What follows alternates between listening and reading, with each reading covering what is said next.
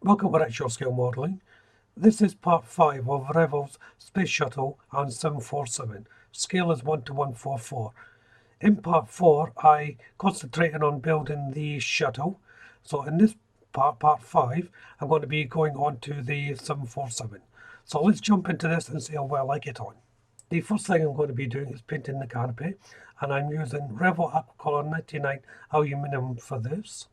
I previously masked this in part 2 of the build, so it's just a simple case of painting the lines in. There's only a few supporting struts that have to be painted in, and a couple of sweeps of the brush is all it takes. Then I'll put this aside until near the end of the build to fit the windscreen or canopy. So my next job is to paint the inside of the cowls for the engines, and I'm using Revell Aquacolor 91 steel for this. Now, it's not really necessary to paint them. There's only small glimpses of any you'll get to see this, but it's more for peace of mind. The rotor blades are getting painted in Revell Aquacolor 90 silver, and I'm not putting any finesse into this. I'm just making sure everything's covered. So it's onto the fuselage, and because I'm going to be using the stand, I just have to cut out the little part for the stand to hold on. It's like most aircraft, it's already pre-formed, just with a thin bit of plastic there ready for you to cut out if you so wish. So I'll just spin it around so you can see where I'm cutting. It's just where the opening up is for the, I think it's for the landing gear, I'm not 100% sure. I would imagine it is. The first part to be fitted is the housing for the landing gear. You can see there, there's two ridges that this fits into, but try and make sure you get it in position before you close up and make sure it's set. And it's the same again with the front of the landing gear. So it's time to button up the fuselage.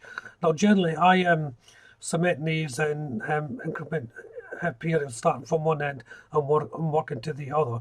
But after a few dry fittings, I thought this would be quite difficult, so I decided to cement it all in the one go. It is a large model, but fitting them all into one place like this seemed to work better. The location points went in easier like that. If I'd done it a little bit at a time, I wouldn't have been able to line up with the location points properly. So once I got it together, it was just a case of using some elastic bands to hold it while it sets. But as you can see, there'll be a little bit of seam work involved once it all dries. So next I'm going on to the wings, and these are the rear wings first of all, and it's just two halves placed together. The main wings have a little bit of clear parts to go in. I think these must be for the lights. They just go into the edge of the wing. There is a little area for them to sit in, so they shouldn't move. Then once they were in, it was just a simple case of placing the two halves together. These fitted very well. If you line up the wing stabilizers, I think they are at the back there, first of all, that way the whole wing then should be able to click into position without any drama. And then just one or two clamps just to hold everything in place. Next I'm making up the engines. There's 4 of these to make up. It's a simple process. There's nothing too taxing so far on the build. It's all fairly standard. These rotor blades get placed in the inner part of the engine before placing the top half on. There was no left or right on these at this point, so it was easy enough just to build them all in a little production line. I'm giving the engine cowls a paint of Revell Aquacolor 90 silver.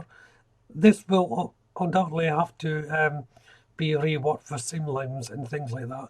But the reason why I do this is it just highlights up any problems as I'm building, so that I know that I can deal with. I know some prefer to have it all built then painted, but it's just the way I do it. There's no right way or wrong way. It's whatever you feel comfortable with. Next is to place the engine inside the column now that everything's dry. These were actually quite tight fit. You have to be very precise of the positioning of these. One I actually got wrong. There's a little gap at the back that I wasn't able to deal with so much. So it's going to look a little bit out of kilter with the rest of them. It's just where my thumb is there. There's a small gap. I didn't notice it until later on. So that's the fuselage dried now, and I've got to start thinking about the seams. So I'm just going to be sanding them down. And like always, I'm working from a rough grit of sandpaper down to a smooth sandpaper. So as you can see, there's a bit of sanding need to be done, especially on the underside of the fuselage. It's now time to place the supporting struts for the shuttlecraft onto the main fuselage. So first of all, I just dry fitting these parts onto the actual shuttlecraft themselves. As you can see, this was done before I painted the shuttlecraft. And once they're in place, I married it up to the 747. Now the front ones are easy enough to do. The location points are the actual windows for this. It's the back ones that are more problematic. There's no actual location points on the fuselage for these, hence why I'm doing it this way. So once I've lined it up, I'm just going to make a little mark with my pencil to see where I have to cement the struts. And on those marks, I took a little bit of the primer off, and then I'm just going to be placing on the struts. It's important to get them in the proper position, of course. Also, to make sure that they're in the proper angle to receive the shuttle. And once the back two are on, the front one is just a simple wishbone type piece, which fits into the first of the three windows at the front.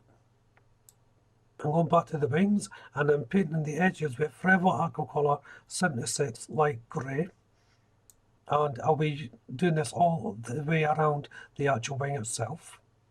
Then it's onto the underside of the fuselage, and I'm using the same colour, and as you can see, I've already masked off the fuselage here.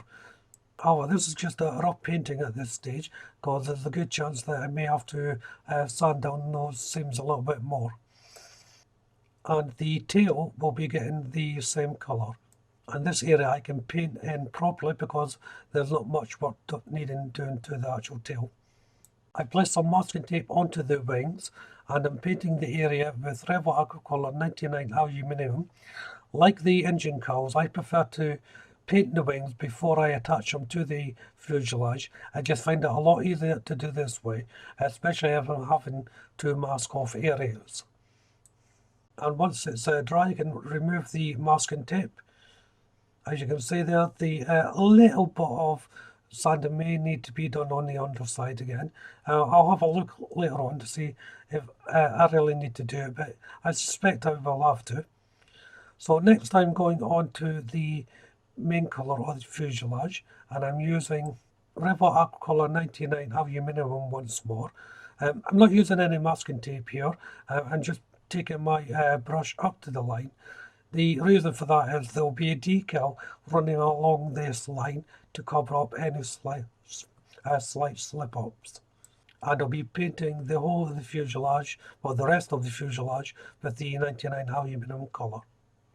And then it's onto the underside of the wings, and these are painted the same way as the top side. And then back to the engines, and it's 76 light grey Revell Aquacolor to the engine mounts. I've left everything to dry for a couple of days, and so now it's time to place on the decals. Now I've already put a light coat of varnish on the fuselage to protect the paint and making it easier obviously for the decals to go on. And now these decals are going on in the usual manner, so I'm softening them up with a little bit of warm water first of all before placing them on. Now these are quite easy to put on. I'm just lining them up with the windows and then sliding them on.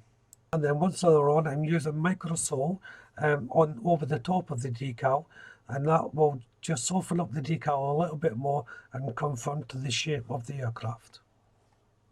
And as I'm placing these decals on, this is where I'll end the video. So I've got quite a lot done in this part of the video.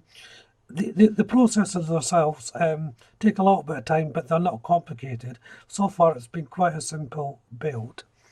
If you haven't done so already, why don't you check out the channel for my other builds? If you hit the subscribe button, make sure you hit the notification bell. That way you'll be kept up to date not only with this build, but of course all my future builds. Hit that like button. Don't be afraid to leave a comment, and of course you can share the video. But for now, thank you all very much for watching. Bye bye.